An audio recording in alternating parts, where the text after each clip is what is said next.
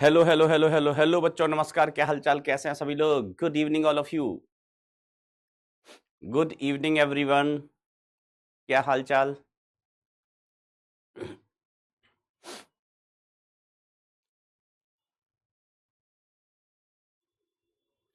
चलिए बेटा, स्टार्ट करें session.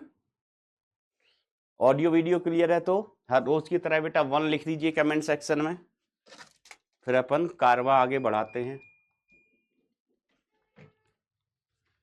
Good evening everyone, good evening, good evening. आवाज आ रही है?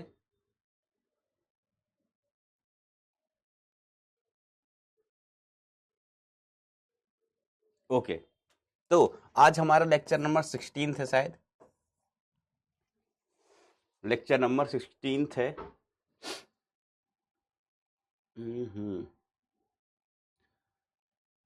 अपन गॉस के प्रमेय के अनुप्रयोग पढ़ रहे थे बेटा, जिसमें अपन ने बहुत सारे केसेस किए थे। कितने? बहुत सारे केसेस किए थे।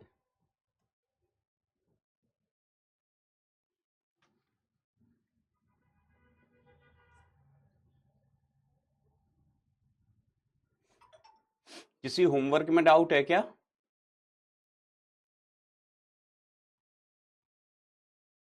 बेटा कोई अगर होमवर्क बताना है तो बताओ जल्दी से।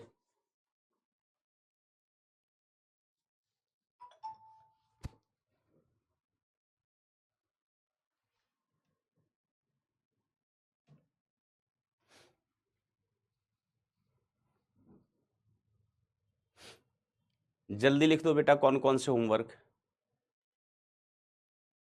3, 8, 5।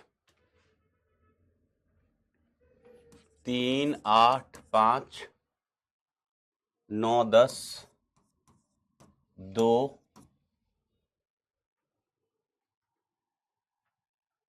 देखो ऑल ऑल पापी लोगों,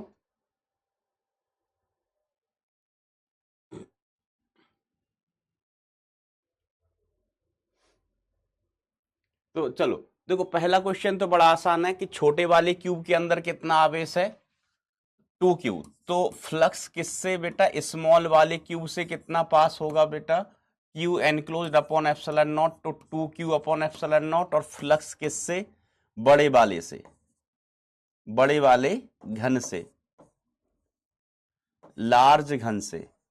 कितना होगा ये? 5 क्यू अपॉन एप्सिलॉन नॉट। बड़े वाले के अंदर कितना फ्लक्स बंद है? 5 क्यू बंद है।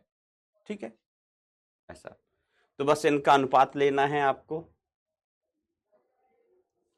अगला सवाल है, इतनी त्रिज्या के एक परमाणु नाभिक के पृष्ठ पर विद्युत विभव क्या होगा? तो बेटा देखो, एक हमारे पास गोला है। ये क्वेश्चन जल्दी आ गया, अभी नहीं आना चाहिए था, इसको मैंने गलती से होमवर्क दे दिया, लेकिन कोई दिक्कत नहीं। विभव का फॉर्मूला आप जानते हैं, के क्यू अपॉन आर। के क्यू अपॉन आर, जहां आर क्या है बेटा? त्रिज्या है। आर क्या है बेटा? त्रिज्या। ठीक है, तो ये विभव का सूत्र होता है के क्यू अपॉन आर या q upon 4 pi epsilon naught r. ये विभव का सूत्र होता है। हमें विभव ज्ञात करना है, तो V इज इक्वल टू के का वैल्यू 9 इंटू 10⁻⁹ होता है। Q का वैल्यू कितना है? तो Z देखो, नाभिक में क्या होता है? चार्ज किसके पास होता है? प्रोटॉन के पास। नाभिक में चार्ज किसके पास होता है? प्रोटॉन के पास। और परमाणु क्रमांक अगर 50 है तो इसका मतलब हुआ ये प्रोटॉन का संख्या हो गया। ये क्या हो गई बेटा? प्रोटॉन की संख्या। प्रोटॉन की संख्या, तो प्रोटॉन की संख्या कितनी है? 50। और एक प्रोटॉन पर कितना चार्ज होता है? 1.6 इंटू 10⁻⁻19 डिवाइडेड बाय त्रिज्या कितनी दी हुई है? 9 इंटू 10⁻⁻13 सेंटीमीटर दी है। सेंटीमीटर को हम बदल लेंगे बेटा मीटर में, तो 10⁻⁻2 मीटर आ गया। ये 10⁻⁻2 मीटर में है ना। इसको अपन को किस में बदलना होगा? मीटर में।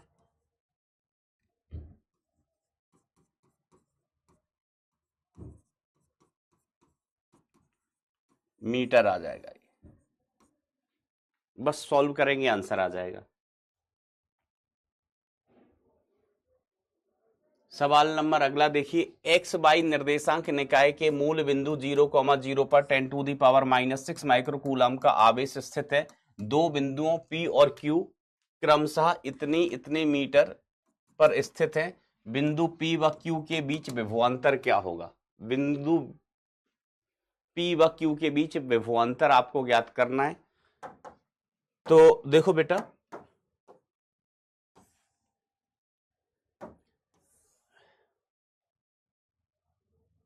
ये हमारा चित्र बना लिया करो। मूल बिंदु, एक आवेश कहां रखा हुआ है? √6,0 पर। √6 नहीं, एक बिंदु अपन को कहां लेना है? ये बिंदु Q है, ये बिंदु Q है, और बिंदु P कहां है? बिंदु P यहां पर कहीं है,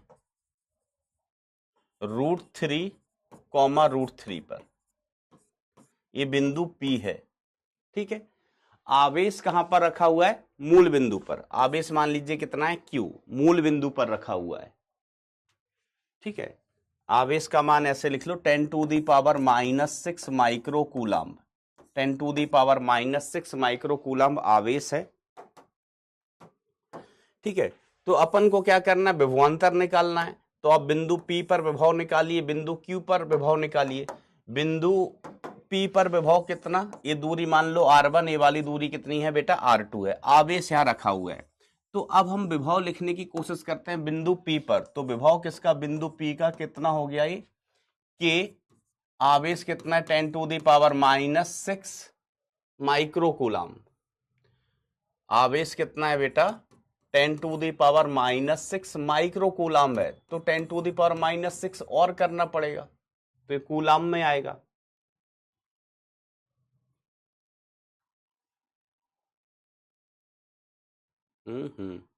अपॉन दूरी, दूरी कितनी है बेटा? R1, दूरी R1। बिंदु Q का विभव हम लिखें तो K, आवेश कितना है? 10⁻⁻6 माइक्रोकूलम है भाई। तो 10⁻⁻6 इंटू 10⁻⁻6 कूलम हो गया। समझ रहे हो ना बेटा? इसकी वैल्यू कितनी आएगी? 10⁻⁻6 तो है ही, इंटू 10⁻⁻6 करना पड़ेगा। तो ये कितना हो गया? कूलम में हो गया। कूलम में दूरी कितनी? R2। दूरी कितनी बेटा? R2। हमें विभवांतर निकालना है। हमें क्या ज्ञात करना है? Vp minus VQ। Vp minus VQ हमें ज्ञात करना है बेटा। ठीक है, तो R1 R2 दूरी निकाल लो। तो दो बिंदुओं के बीच की दूरी, दो बिंदुओं के बीच की दूरी। ठीक है, R1 किस किस के बीच की दूरी है? इस बिंदु की और मूल बिंदु के बीच की दूरी। तो R1 की वैल्यू कितनी हो गई? R1 is equal to √3 minus 0 का होल स्क्वायर प्लस √3 माइनस 0 का होल स्क्वायर, डिस्टेंस वाला फॉर्मूला। तो R1 की वैल्यू कितनी आ गई? ये 6 आ गई बेटा, √6। R1 की वैल्यू कितनी आई बेटा? √6। ठीक है, इसका स्क्वायर करोगे, वैल्यू आ जाएगी √6। और ये R2 की वैल्यू, R2 की वैल्यू तो सीधे सीधे √6 हो गई है। ये R2 है बेटा, इसकी वैल्यू सीधे सीधे ही बेटा √6 आ चुकी है। ठीक है, तो इसकी वैल्यू भी √6 है, इसकी भी वैल्यू √6 है, ये भी √6 है। तो विभवांतर कितना हो गया? इनको घटाओगे तो 0 ही आ जाएगा। दोनों बराबर बराबर हैं, दोनों बराबर बराबर हैं बेटा, घटाओगे तो 0 ही आ जाएगा। ए ऑप्शन करेक्ट हो जाएगा मित्रों, ए ऑप्शन सही हो जाएगा।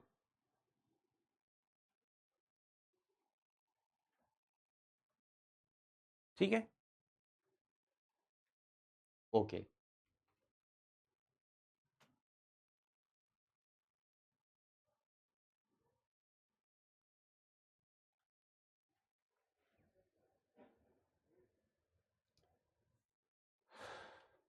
चलो, ये वाला सवाल तो आसान था। ये वाला सवाल और पूछा था आपने।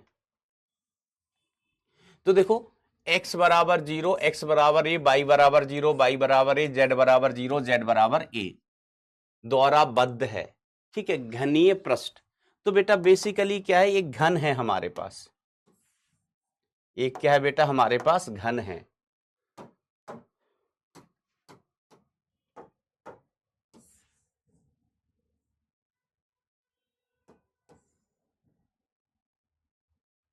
बेटा अभी डीपीपी के क्वेश्चंस अभी मैं चेक कर लूंगा, उसके बाद आपको सॉल्व करना है।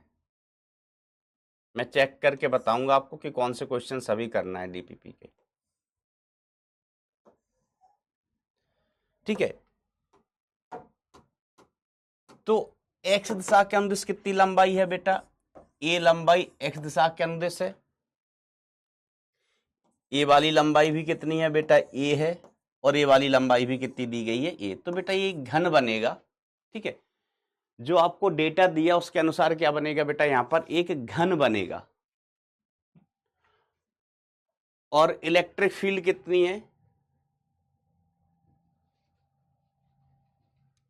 E is equal to e naught cross i cap द्वारा दिया जाता है, जहां ई नॉट का मान इतना है। यदि a बराबर 2 सेंटीमीटर हो तो घनीय आयतन में निहित आवेश इतना है, तो आवेश का मान ज्ञात कीजिए।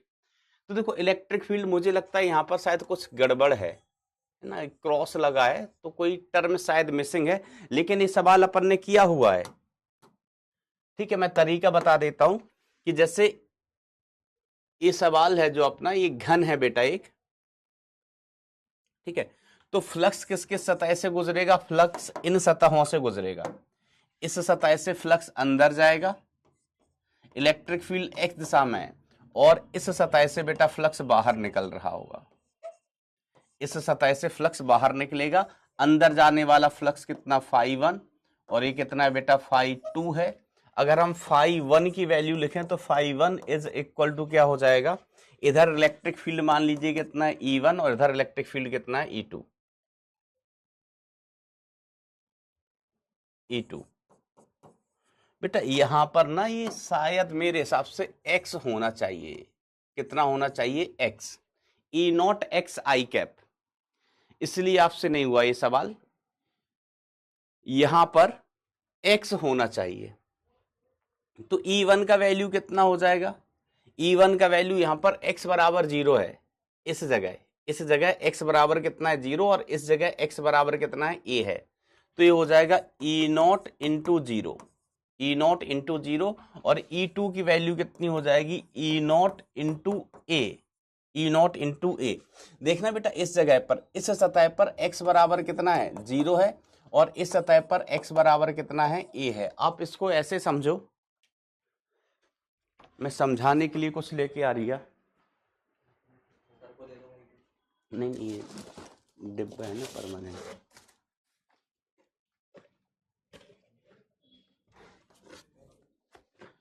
देखो भाई, ये सीन है ऐसा। ठीक है, ये डिब्बा है हमारे पास।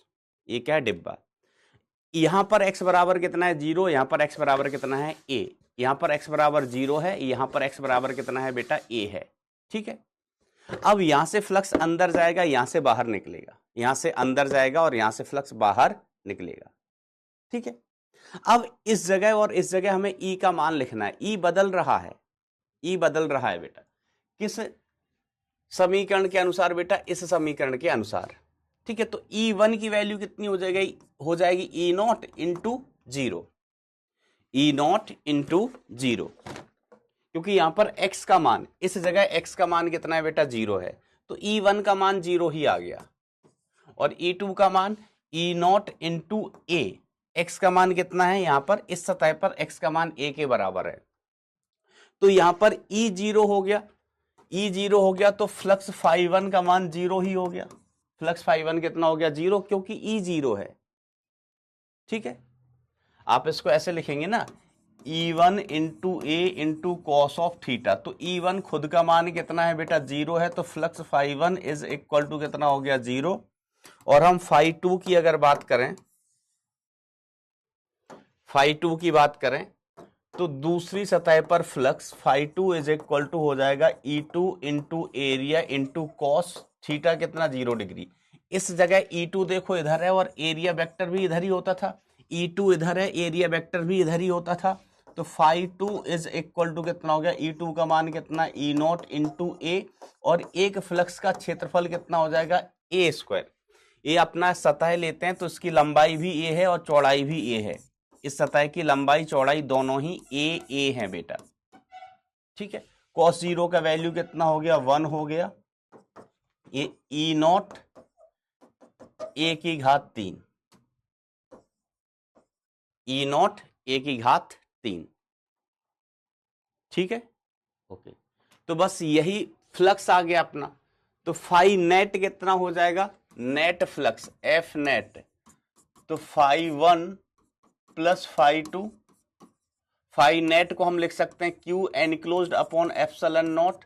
फाई 1 का वैल्यू कितना है 0, ये है ई नॉट इंटू ए की घात 3। तो क्यू एनक्लोज्ड का मान कितना आ गया, क्यू एनक्लोज्ड का मान हो गया epsilon naught into E naught into A की घात 3। तो क्यू एनक्लोज्ड हमें मिलेगा, इसका मान कितना लेना है, इसका मान दिया है बेटा, अपने मन से नहीं है ना, सवाल में जो दिया है वही लेना है, 9 into 10 to the power -12। E naught का मान कितना दिया गया है, ई नॉट का मान दिया गया है बेटा आपको 4 गुणा 10 की घात 4, 4 गुणा 10 की घात 4, और ए का मान कितना है, ठीक है। तो ए 2 सेंटीमीटर था, क्या था 2 सेंटीमीटर, इसको मीटर में बदलो तो 2 गुणा 10 की घात -2 मीटर आएगा बेटा ये। तो 2 गुणा 10 की घात -2, इसकी घात 3, इसकी घात 3, सिंप्लीफाई करो बेटा आंसर मिल जाएगा। ठीक है, सवाल में आवेश कितना बोला गया है, Q into 10 to the power -14। सवाल में जो आवेश बोला गया है वो Q into 10 to the power -14 बोला गया है। ये कितना हो गया 9 इंटू 10 टू दी पावर -12, ये हो गया 4 into 10 to the power 4 into 2 की घात 8 हो गया into 10 to the power -6, 10 to the power -6। यहां से आपको Q का मान निकाल लेना है। किसका मान निकालना है, Q का मान। ठीक है, तो ये सवाल हो सकता है आपने इसलिए नहीं कर पाया हो कि यहां पर थोड़ा सा मिसप्रिंट है, क्रॉस लगा हुआ था, वो क्रॉस नहीं वास्तव में क्या है एक्स है, एक्स। और फिर ऐसे सवाल अपन ने क्लास में किए हैं बेटा, 2-3 सवाल ऐसे किए हैं क्लास में। ओके, ठीक है मास्टर। और कौन सा डाउट था आपका, कहाँ गया डाउट?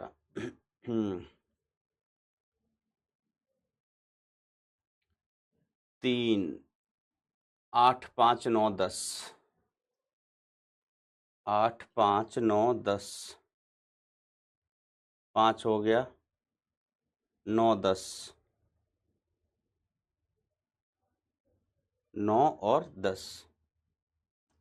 देखो, विमाओं L² 2L इंटू L के एक घनाभ में आवेश Q को L² क्षेत्रफल वाले पृष्ठ S के केंद्र पर रखा गया है, रखा गया है। S के विपरीत पृष्ठ से गुजरने वाला फ्लक्स दिया जाता है, S के विपरीत पृष्ठ से गुजरने वाला फ्लक्स। ठीक है, तो देखो बेटा हमारे पास ना एक घनाभ है,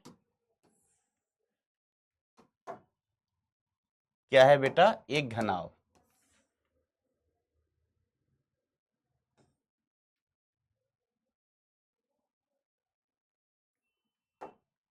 जिसकी भुजाओं की लंबाई कितनी कितनी है,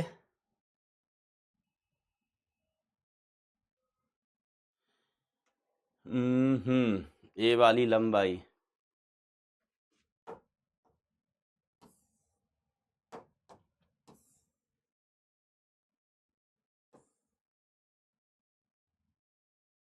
ये घनाभ है बेटा, इसकी इस भुजा की लंबाई कितनी है 2L, और इस भुजा की लंबाई भी कितनी है बेटा 2L। तभी इसका जो पृष्ठ क्षेत्रफल आएगा वो 4L² आएगा। इसका पृष्ठ क्षेत्रफल कितना है बेटा 4L²। अब आवेश कहां रखा गया है, ठीक है, अगली भुजा की लंबाई घनाभ की कितनी है L है, तो यहां से L ऊपर आवेश रखा गया है।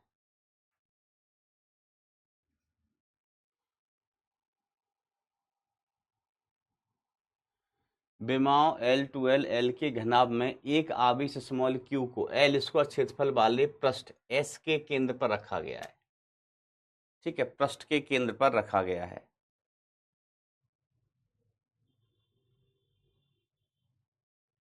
तो एस के विपरीत पृष्ठ से गुजरने वाला फ्लक्स, विपरीत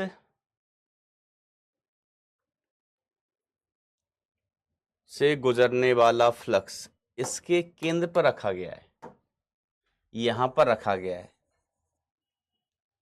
तो आवेश को क्षेत्रफल L स्क्वायर वाले पृष्ठ S के केंद्र पर रखा गया है। ठीक है, तो विपरीत पृष्ठ से गुजरने पहले घनाभ बनाना पड़ेगा बेटे। डायग्राम ना सही नहीं बना है, डायग्राम भैया सही नहीं बना है।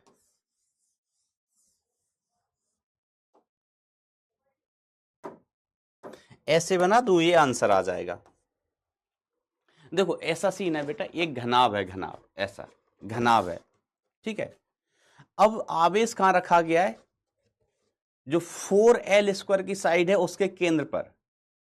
आवेश कहां रखा गया बेटा? 4L स्क्वायर वाली साइड के केंद्र पर रखा गया है, बरोबर।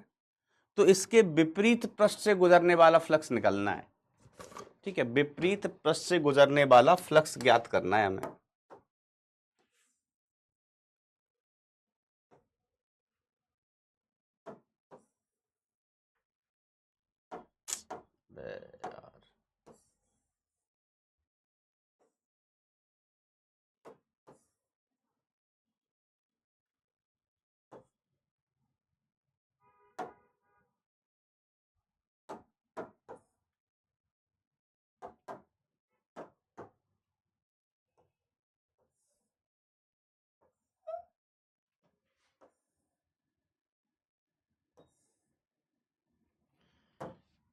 ठीक है, यहां पर आवेश रखा गया है, क्यों आवेश क्यों यहां पर रखा गया है?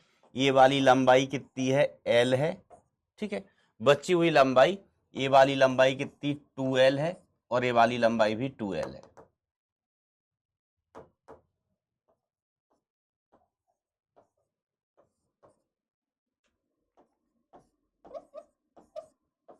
ये वाली लंबाई 2L है। ठीक है, अब देखो इस आवेश को बंद करने के लिए, इस आवेश को बंद करने के लिए हमें एक घनाभ और रखना पड़ेगा ऊपर, बिल्कुल ऐसा ही। इस आवेश को बंद करने के लिए बेटा इसके ऊपर हमें एक घनाभ और रखना पड़ेगा, क्योंकि आवेश कहां है? इस पृष्ठ पे रखा हुआ है।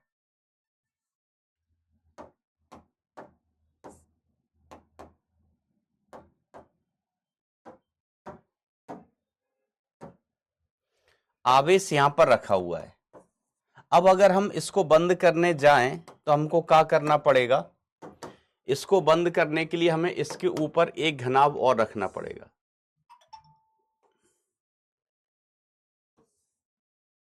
ऐसे। तो ये एक घन बन जाएगा।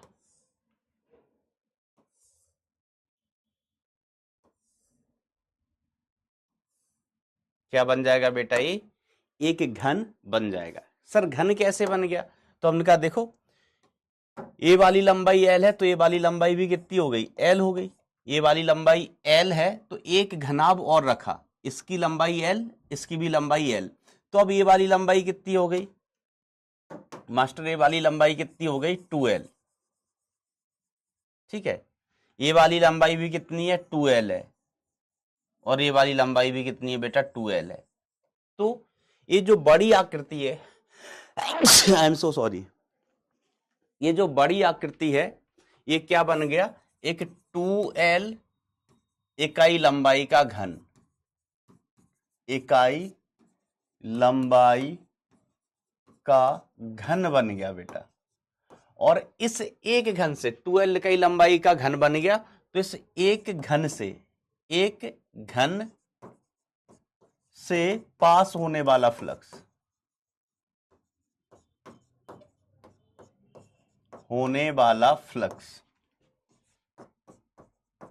कितना? इसके अंदर आवेश कितना बंद है? Q, तो Q अपॉन एप्सिलॉन नॉट।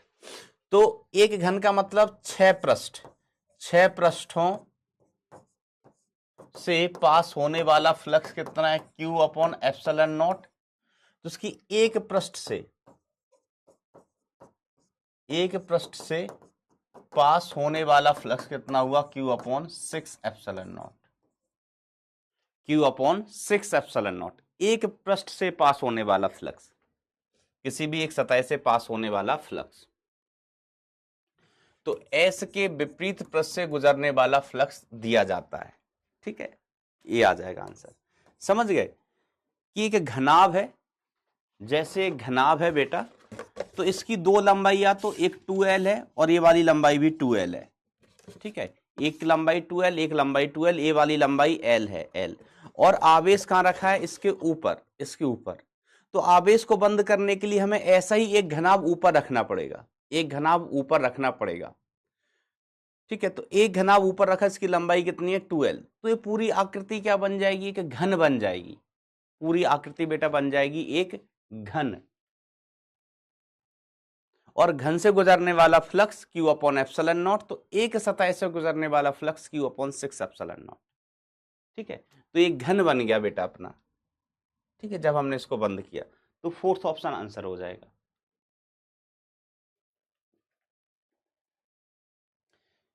ये वाला सवाल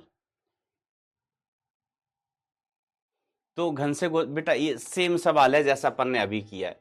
ई की वैल्यू कितनी दी गई है? ई की वैल्यू दी गई है आपको 4000 एक्स स्क्वायर, 4000 एक्स स्क्वायर। ठीक है, ये ई का मान दिया गया है। भुजा की लंबाई 20 सेंटीमीटर दी गई है। भुजा की लंबाई कितनी दी गई है बेटा? 20 सेंटीमीटर। तो यहां पर इलेक्ट्रिक फील्ड देखो, फ्लक्स इससे अंदर जाएगा, एक्स दिशा में है ना इलेक्ट्रिक फील्ड, है ना, आई कैप है। तो इससे फ्लक्स अंदर जाएगा और इस सतह से फ्लक्स बाहर निकलेगा।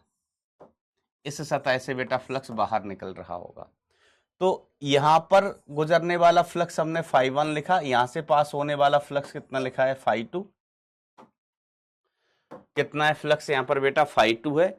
और इस जगह x बराबर कितना है? 0। और इस जगह x बराबर कितना है? x बराबर है a भुजा की लंबाई जो कितनी दी गई है? 20 सेंटीमीटर। इधर से इस सतह से पास होने वाला फ्लक्स हमने कितना लिख लिया बेटा? φ2। तो हमें वही करना है, फाई नेट निकालना है। फाई नेट बराबर कितना हो जाएगा? φ1 प्लस φ2। φ1 की वैल्यू 0 हो जाएगी क्योंकि यहां पर x 0 है। जैसे हम E1 लिखे ना, इस सतह पर इलेक्ट्रिक फील्ड हम कितनी मान लिए? E1। और यहां पर इलेक्ट्रिक फील्ड कितनी मान ली बेटा? इस सतह पर इलेक्ट्रिक फील्ड E2। तो E1 का मान कितना हो जाएगा? ये हो जाएगा 400, नहीं सॉरी 4000 इंटू एक्स का मान कितना है? 0। E2 की वैल्यू कितनी हो जाएगी? E2 की वैल्यू हो जाएगी बेटा 400। और यहां पर x बराबर कितना है? a 20 centimetre. तो 20 इंटू 10⁻⁻2 मीटर में इसका स्क्वायर। E1 E2 के मान मिल गए, बस आप फ्लक्स लिखना। जैसा अपन ने आवेश वाला सवाल किया वैसा ही ये है, लेकिन उसमें तो हमें आवेश निकालना था, यहां पर सीधा सीधा फ्लक्स ही बताना है। सीधा सीधा क्या बताना है बेटा? फ्लक्स। ठीक है, तो φ1 का मान तो भाई 0 ही हो गया। φ2 का मान लिख लेना, तो ये हो जाएगा E2 into area into cos of 0 degree. E और ए के बीच एंगल 0 डिग्री आएगा। सर कैसे? हमने कहा देखो, एरिया वेक्टर सतह के लंबवत होता है। एरिया वेक्टर कहां होता है बेटा? सतह के लंबवत। तो E2 और ए के बीच एंगल 0 हो गया। समझ रहे हो ना? ई एक्स दिशा में है, इसलिए मैंने E2 इधर बनाया है, E2 इधर बनाया है। ओके, ठीक है। तो ये होमवर्क थे, एक बार और कोशिश करना है इनको सॉल्व करने की। अब होमवर्क के बाद अपन चल रहे हैं आगे। होमवर्क के बाद अपन जा रहे हैं भाइयों आगे। ठीक है, होमवर्क बेटा नीचे डिस्कस किए, अपन ऊपर चल रहे हैं, ऊपर पढ़ाई करेंगे। तो लास्ट टर्म पे अपन ने क्या किया था? कूलाम के नियम की व्युत्पत्ति की थी।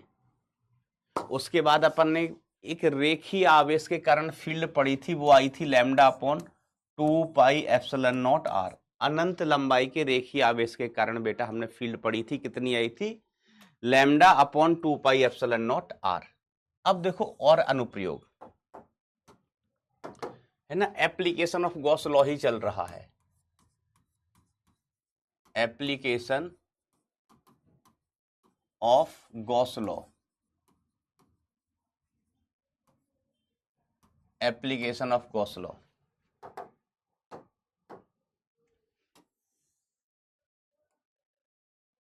Application of Gauss law. ठीक है,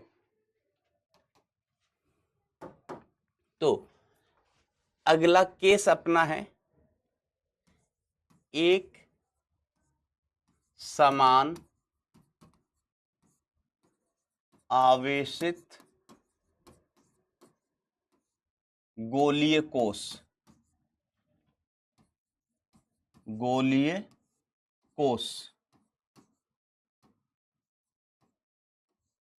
जिसको अपन खोखला गोला भी कह सकते हैं, या खोखले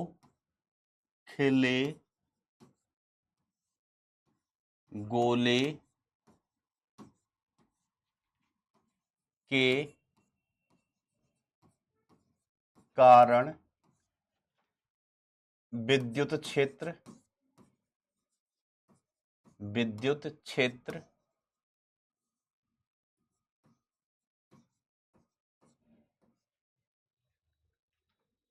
व विद्युत विभव, विद्युत क्षेत्र व विद्युत विभव। ठीक है, एक समान आवेशित गोलीय कोष या खोखले गोले के कारण विद्युत क्षेत्र व विद्युत विभव। आइए, थैंक यू दीदी। तो आइए बेटा,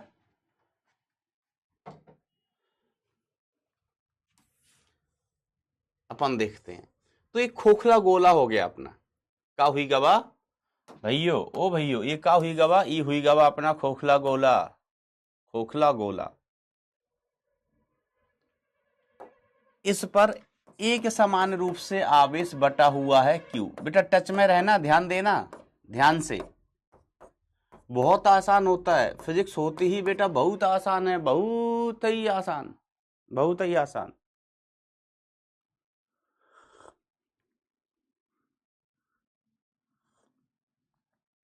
बहुत ही आसान होता है।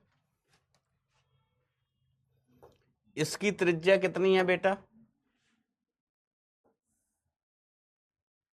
इसकी त्रिज्या है बेटा R। इसकी त्रिज्या R है। ठीक है, इस पर कुल आवेश है Q। तो हमें विद्युत क्षेत्र और विद्युत विभव दो जगह ज्ञात करना होता है। सुनना ध्यान से, कहां कहां पर? दो जगह, क्या तीन जगह कह दो। एक गोले के बाहर, दूसरा गोले के अंदर, तीसरा गोले की सतह पर। तीन रीजन है, गोले के अंदर, गोले के बाहर और गोले की सतह पर। गोले की सतह पर बहुत आसान होता है कैलकुलेट करना। बोर्ड के लिए भी इंपॉर्टेंट है ये वाला चीज।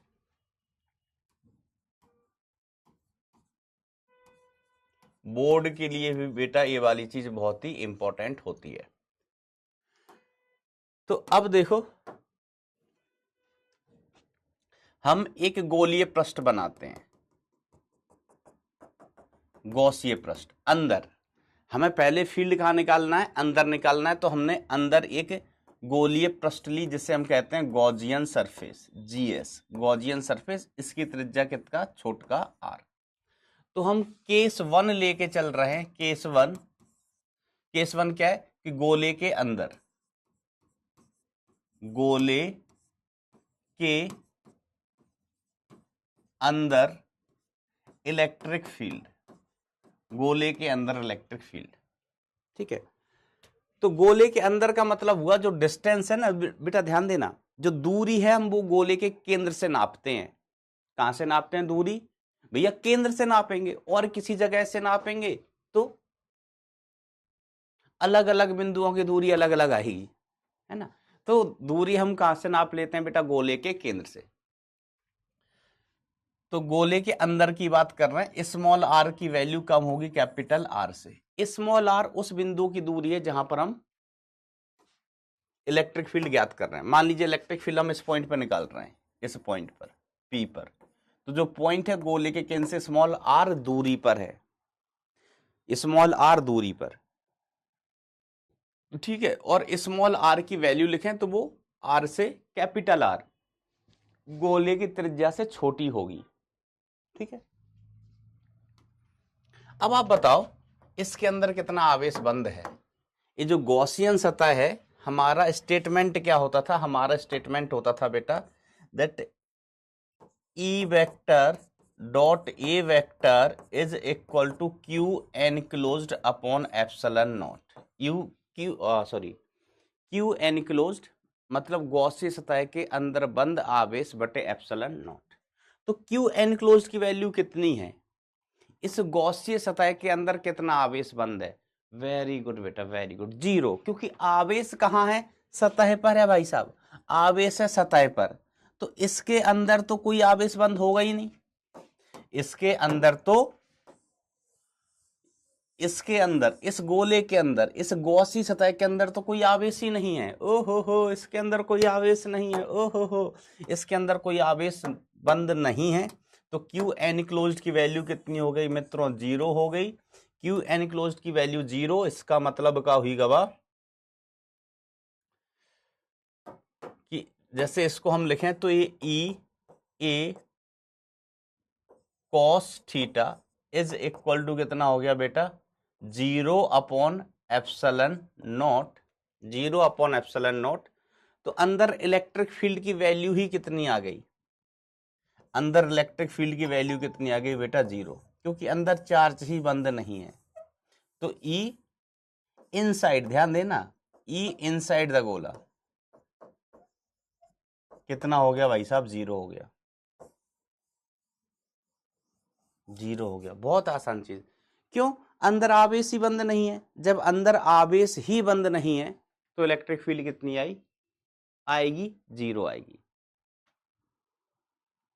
इलेक्ट्रिक फील्ड कितनी आएगी बेटा? 0 आएगी। ठीक है, अब देखो हम इसमें केस 2 लेके चलते हैं। केस 2 है ना, गोले के बाहर,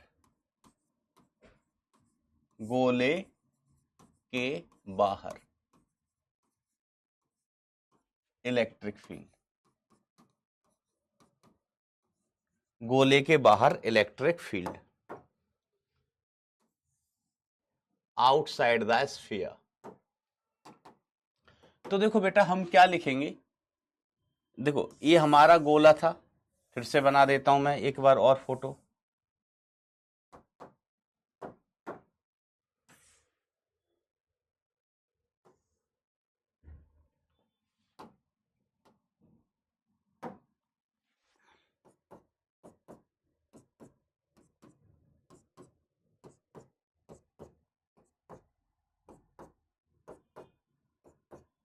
ठीक है, इस पर चार्ज कितना है? Q, इसकी रेडियस कितनी है? Capital R। हम बात कर रहे हैं गोले के बाहर, तो अब गॉसी सतह हमें कहां बनानी पड़ेगी? इसके बाहर। तो हमने इस प्रकार से गॉसी सतह बनाई। ये जो डॉट डॉट डॉट डॉट करके सतह है बेटा, दिस इज गॉसी सतह। ठीक है, ये GS है, Gaussian surface, Gaussian surface GS। ठीक है, इसका रेडियस कितना है मित्रा?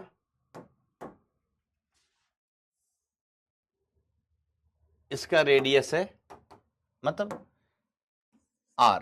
ठीक है, हमें इस बिंदु पर इलेक्ट्रिक फील्ड निकालना है, P नाम ही दे दिया।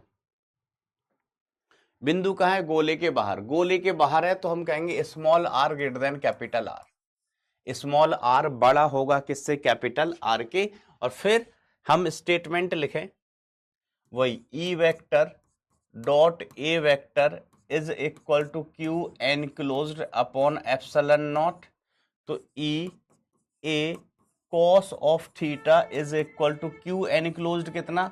अब बताओ बेटा, इस गॉसी सतह के अंदर, इस गॉसी सतह के अंदर कितना आवेश बंद है? तो आप कहेंगे मास्टर इस गॉसीय सतह के अंदर पूरा का पूरा गोला बंद है, पूरे का पूरा ही गोला बंद है।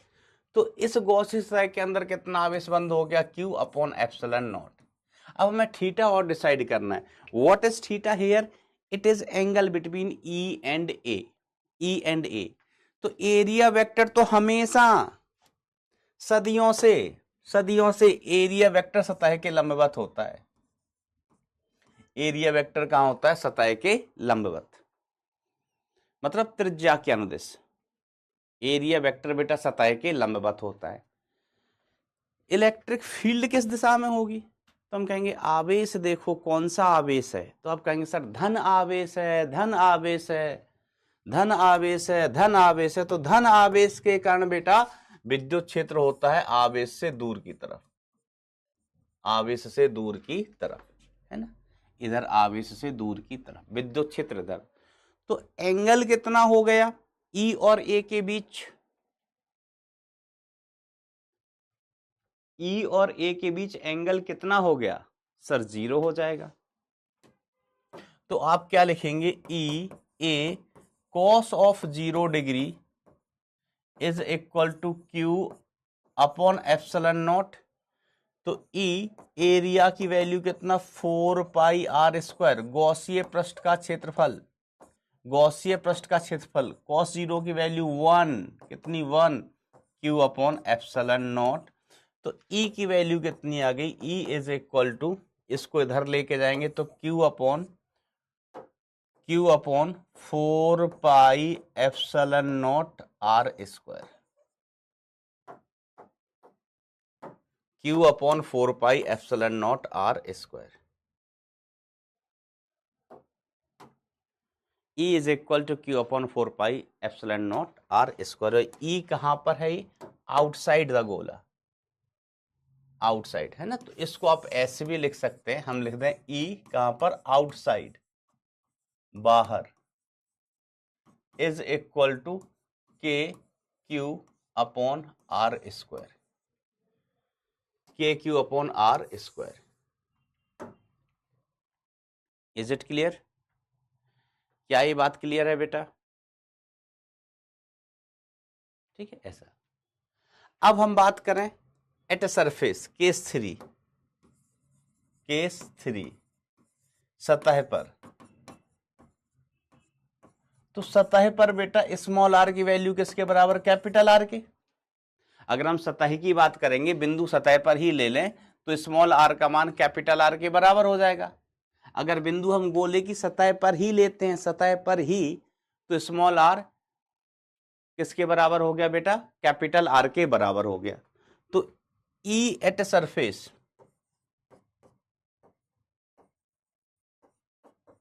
ई एट सरफेस कितना हो गया, K Q upon capital R का स्क्वायर,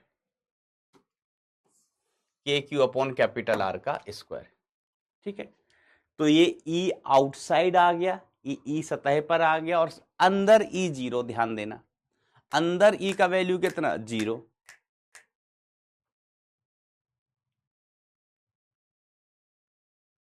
ओके, अब आओ इलेक्ट्रिक फील्ड और आर के बीच में हम ग्राफ भी बना लेते हैं। कई बार एग्जाम में ग्राफ पूछा जा चुका है।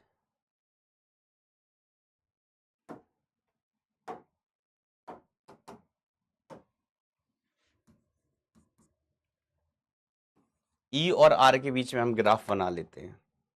तो देखो बड़ा सिंपल सा है भाई ग्राफ बनाना। यहां पर हम एक कोई पर्टिकुलर पॉइंट ले लेते हैं, इस पॉइंट पर हम क्या कहेंगे, small R is equal to capital R. Small R और कैपिटल आर बेटा बराबर बराबर होंगे, बराबर बराबर होंगे, ठीक है। तो ग्राफ बनाए तो अंदर इलेक्ट्रिक फील्ड कितनी आहे, अंदर इलेक्ट्रिक फील्ड आहे 0, अंदर इलेक्ट्रिक फील्ड कितनी भाई साहब, 0, है ना।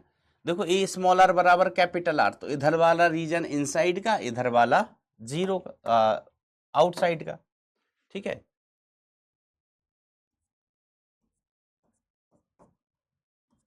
तो अंदर तो इलेक्ट्रिक फील्ड कितनी है, 0 है, ई इनसाइड 0 होता है गोले के अंदर। अब हम स्मॉल आर बराबर कैपिटल आर, गोले की सतह पर पहुंच गए, दन्न से उड़ के सीधा गोले की सतह पर पहुंच गए। कहां पहुंच गए, गोले की सतह पर। तो गोले की सतह पर बेटा इलेक्ट्रिक फील्ड की वैल्यू कितनी होती है सतह पर, के क्यू अपॉन आर स्क्वायर, ठीक है, सतह पर, ई एट सरफेस। और उसके बाद ई आउटसाइड क्या होता है? तो सर ई आउटसाइड होता है के क्यू अपॉन आर स्क्वायर। ओहो हो, इसका मतलब हो गया कि जो ई आउटसाइड है ये व्युत्क्रमानुपाती हो गया 1/2 दूरी के वर्ग के, व्युत्क्रमानुपाती हो गया 1/2 दूरी के वर्ग के, एक बटे दूरी के वर्ग के। तो दूरी बढ़ेगी तो आर घटेगा, दूरी बढ़ेगी तो आर घटेगा। तो जैसे जैसे बेटा आर सॉरी दूरी नहीं, मतलब दूरी बढ़ेगी तो ई घटेगा। ये हम कहें आर का मान बढ़ाओगे, आर का मान बढ़ाओगे तो ई का मान घटेगा, ई का मान घटेगा। शुभम पूछ रहे हैं सर आज एडवांस का रिजल्ट आया क्या? बेटा मुझे नहीं पता, मैंने पेपर ही नहीं दिया था एडवांस का, सच कह रहा हूं। तुम बताओ आया कि नहीं आया, मुझे क्या पता, मैं पेपर देने गया था कि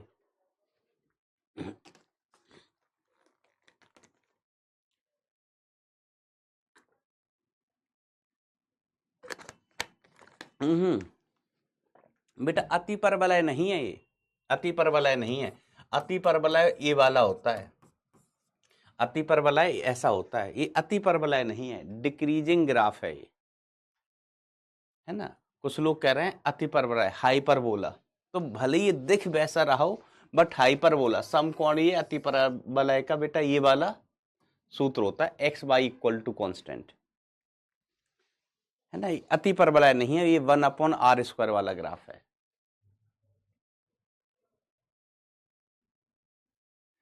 गौरव कह रहा है सर आपने जी एडवांस क्यों नहीं दी? बेटा फॉर्म भरने के पैसे नहीं थे मेरे पास,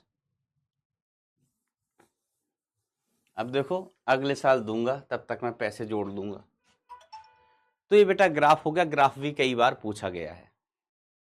अब अभी तो अपन ने इलेक्ट्रिक फील्ड कैलकुलेट किया, अब अपन क्या कैलकुलेट करता है? विभव।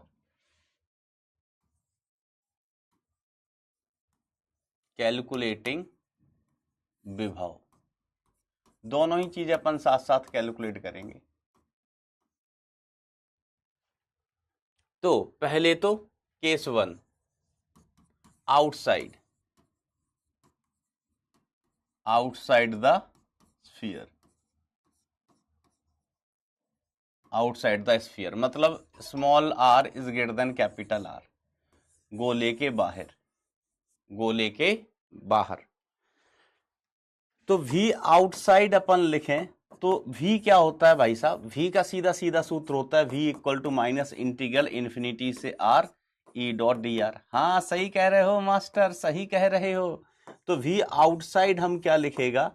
माइनस इंटीग्रल इन्फिनिटी से R E outside dot D are. ठीक है मास्टर। अब ई आउटसाइड हमारे पास है क्या? देखो हम विभव और क्षेत्र, किताब में बेटा विभव और विद्युत क्षेत्र अलग अलग चैप्टर हैं आपकी किताबों में, हम साथ साथ ही क्यों पढ़ रहे हैं? हम साथ साथ क्यों पढ़ रहे हैं? हम साथ साथ बेटा इसलिए पढ़ रहे हैं क्योंकि देखो ई मिल गया तो भी मिल गया, ई अगर हमारे पास है तो भी हमारे पास है।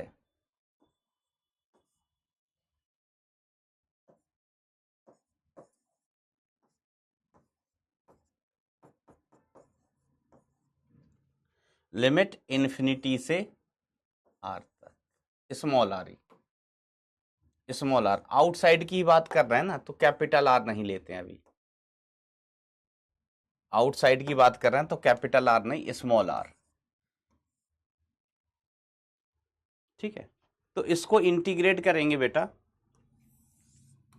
तो V आउटसाइड कितना आया? V outside is equal to minus K Q, तो कांस्टेंट है, के क्यू कांस्टेंट है, 1/r² का इंटीग्रेशन हो जाएगा माइनस का 1/r, लिमिट इन्फिनिटी से लेके आर तक।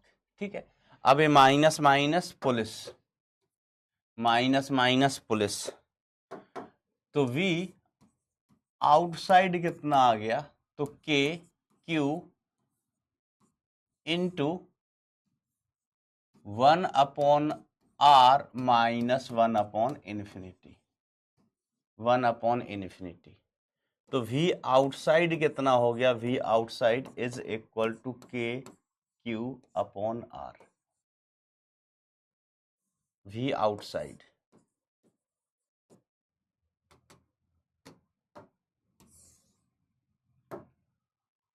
के Q upon are.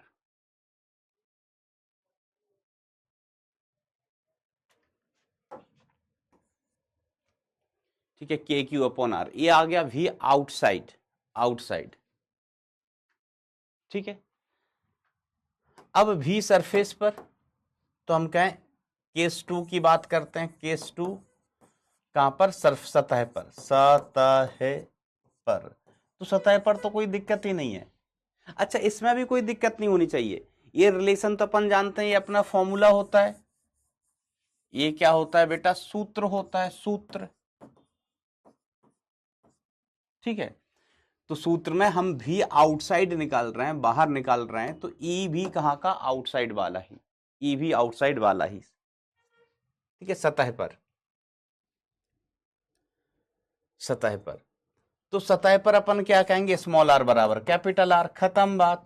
Small are बराबर कैपिटल आर, खत्म बात। तो वी आउटसाइड कितना आ गया? वी आउटसाइड कितना आ गया? K Q upon capital are, के क्यू अपॉन कैपिटल आर। समझ गए बरखुरदार? हाँ मास्टर, हाँ मास्टर, बहुत आसान है ये तो।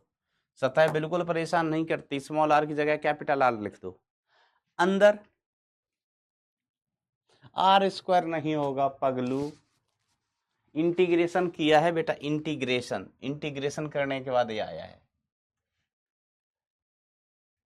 अब केस 3, गोले के अंदर,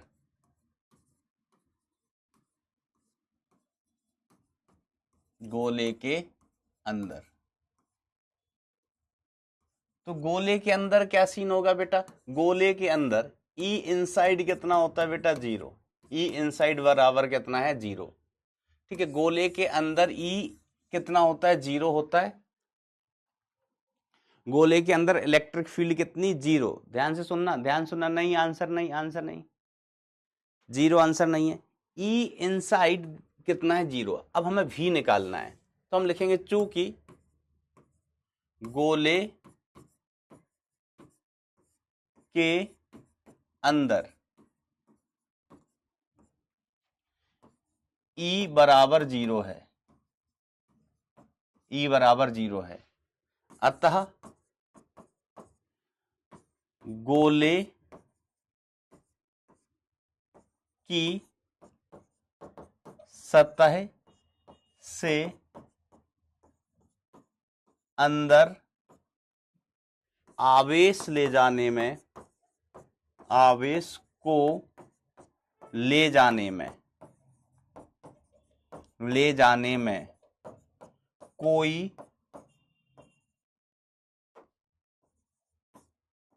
अतिरिक्त कार्य नहीं करना पड़ेगा, कोई अतिरिक्त कार्य नहीं करना पड़ेगा, कोई अतिरिक्त कार्य नहीं करना पड़ेगा।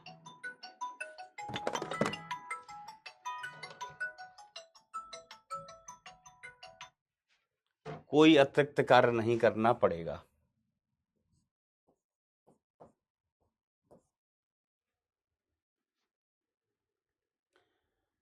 कोई अतिरिक्त कार्य बेटा हमें करना नहीं पड़ेगा। अतः, अतः गोले के अंदर विभव वही होगा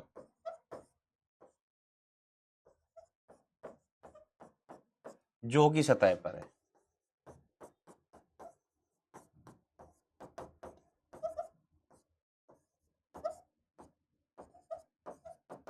ठीक है, तो V इनसाइड बराबर होगा V सरफेस पर, V इनसाइड बराबर होगा V सरफेस पर। तो V इनसाइड का मान कितना आ गया?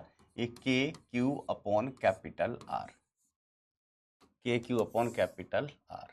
This will be the answer. अच्छा, अब देखो, सोचो सोचो, है ना, इसको अपन थोड़ा और समझते हैं, और समझते हैं। ठीक है, विभव कब आता था? कि जब हम आवेश को लेके आते थे, तो आवेश को लाने में किया गया कार्य, आवेश को लाने में किया गया कार्य। क्या लिमिट नहीं लगाई क्या मैंने भाई? हाँ, 1/r माइनस 1/∞ सही है, 1/∞ 0 होता है, ये तो है। आओ ध्यान दो, देखो यहां पर कोई आवेश रखा हुआ है, हम अनंत से एक आवेश लेके आते थे, तो ये क्या करता था, इसको प्रतिकर्षित करता था, इधर इलेक्ट्रिक फील्ड होती थी, तो आवेश को लाने में हमें कार्य करना पड़ता था, कार्य करना पड़ता था। अगर हम कहें कि यहां पर आवेश ही नहीं हो, यहां पर इलेक्ट्रिक फील्ड 0 हो, समझ रहे हो, कार्य क्यों करना पड़ता? अनंत से हम आवेश लेके आ रहे हैं, मान लीजिए इधर, ठीक है, इलेक्ट्रिक फील्ड इस दिशा में है, तो जब हम आवेश को लेके आते हैं, तो ये इलेक्ट्रिक फील्ड आवेश पर इधर बल लगाती थी Q इंटू ई। ठीक है, हम आवेश को इधर लेके आ रहे हैं, अनंत से, कंधे पे रखा, कंधे पे रखा, लेके आ रहे हैं, मेहनत करनी पड़ेगी, क्यों? क्योंकि इलेक्ट्रिक फील्ड इधर बल लगा रही, इसलिए हमें आवेश को लाने में मेहनत करनी पड़ती थी, आवेश को लाने में कार्य करना पड़ता था। ठीक है, आवेश को लाने में मेहनत करनी पड़ती थी, आवेश को लाने में कार्य करना पड़ता था। ठीक है, जब हम आवेश को इधर से उठा के इधर लेके आते थे तब। लेकिन अगर इलेक्ट्रिक फील्ड ही 0 हो, इलेक्ट्रिक फील्ड 0 हो, इलेक्ट्रिक फील्ड हो ही ना, तो हम कहेंगे इलेक्ट्रिक फील्ड है नहीं, तो कोई बल लगाएगा ही नहीं, हमें कोई रोकेगा ही नहीं, कोई रोकेगा नहीं तो हमें कार्य नहीं करना पड़ेगा। तो इसलिए जहां पर इलेक्ट्रिक फील्ड शून्य होती है, याद रखने से बात को, चाहो तो कहीं लिख लेना कि जहां पर भी इलेक्ट्रिक फील्ड शून्य होगी वहां विभव नियत रहेगा। फिर से सुन लो, जहां पर भी इलेक्ट्रिक फील्ड शून्य होगी वहां विभव नियत होगा। ठीक है, इसलिए V इनसाइड बेटा नियत है, V इनसाइड कैसा है? नियत है। तो गोले के अंदर विभव नियत। तो मैं एक बार फिर से रिपीट कर देता हूं इस चीज को कि V outside KQ upon R, KQ upon R, V surface पर KQ अपॉन कैपिटल R, ठीक है, और V इनसाइड भी नियत KQ अपॉन कैपिटल R, सतह के ही बराबर, सतह के ही बराबर। ग्राफ भी बना देता हूं मैं आपके लिए।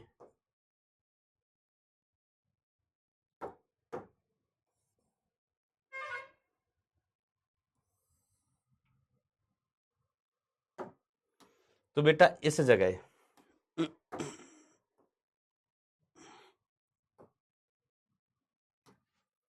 यहां स्मॉल r बराबर कैपिटल R, स्मॉल r बराबर कैपिटल R, इस सरफेस वाला पॉइंट हो गया। सतह के अंदर विभव नियत है भाई साहब,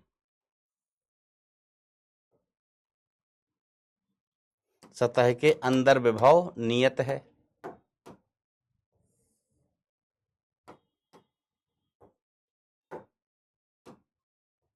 बस बेटा 1 मिनट रुक जाओ, सतह के अंदर विभव नियत, किस मान पर नियत? KQ अपॉन कैपिटल R, और सतह के बाहर विभव ऐसे घटता जाएगा, सतह के बाहर V outside inversely proportional to 1/R। R बढ़ेगा तो V घटेगा, इसका मतलब समझते हो कि R बढ़ेगा तो V का मान घटता जाएगा। तो ये V आउटसाइड का ग्राफ बन जाएगा बेटा, V आउटसाइड का ग्राफ हो गया ये, और V इनसाइड तो विभव नियत ही है, V इनसाइड विभव कैसा है? कांस्टेंट। तो ये ग्राफ बन जाएगा विभव और दूरी के बीच में, विभव और दूरी के बीच में एक ग्राफ बन जाएगा। ठीक है, ऐसा।